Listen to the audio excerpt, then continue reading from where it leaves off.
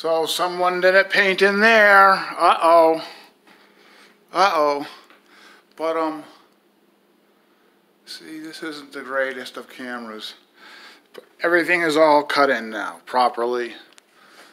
All around. Here's where a difficult decision has to be made.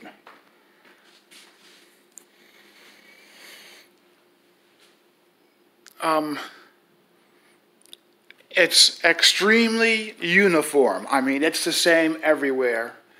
It's, for the most part, plenty thick enough. There's a little spot right here where it's not quite thick enough. Right there. But aside from these minor spots that can get fixed, this is one coat.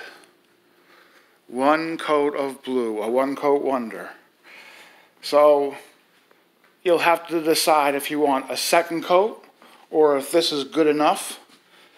You know, for me, I would say it's good enough. If you wanted to sell the house for $2 million, you'd probably say have another coat on it. But I guess this same color goes in here. I haven't been in here since I got here. Oh, look at that. This is going to get blue. The hallway to a certain portion.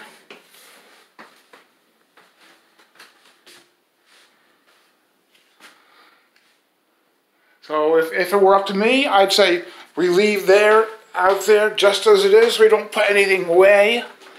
We don't put anything back. We just move on to here. And then later, if we have plenty of time and everything works out well, we might slap a new coat right on there. It won't be too hard. But, oh well. It's cut in now. It's another, it's 5.5 hours, so that makes it 10.5 hours total. I did fill up every single black crack, every single, you know, there were some cracks in here. I put some caulking in there. But, this trim, the old house was trim done in oil paint. Now, somebody came back and did touch-ups in white latex paint, Imperv X, which is a latex white. And so if you scrape, let me see if there's a spot here.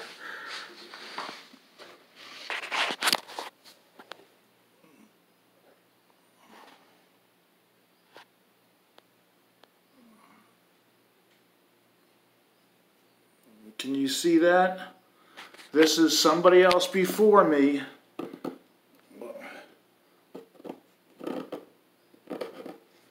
Can you see that? So this is a latex paint over an underlying oil paint. And the latex will easily, or more easily than regular, scrape off. But since it's already gone to latex, we stay with latex now. And there's this, I think the paint that they put on is Impervex, which is impervious. It's going to be this white stuff, but also, so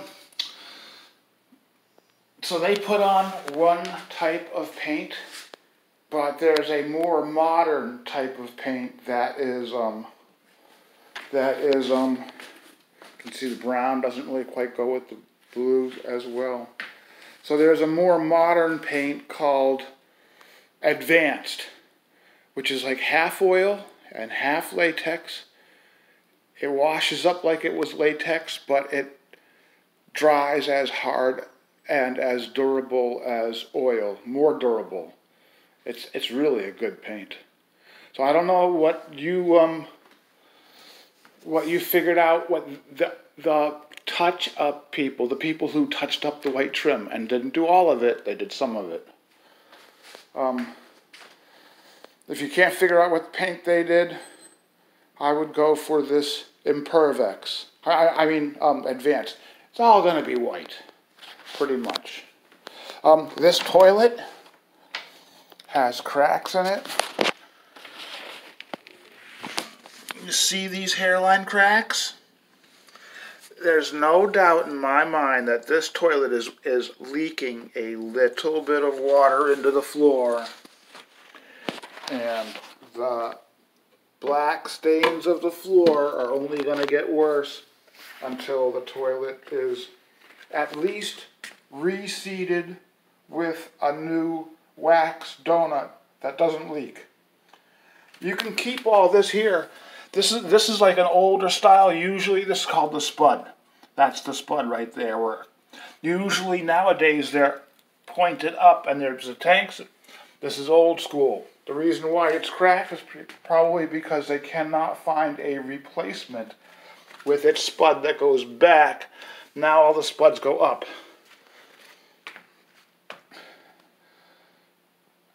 I would, I don't know. This is open. There's no top here.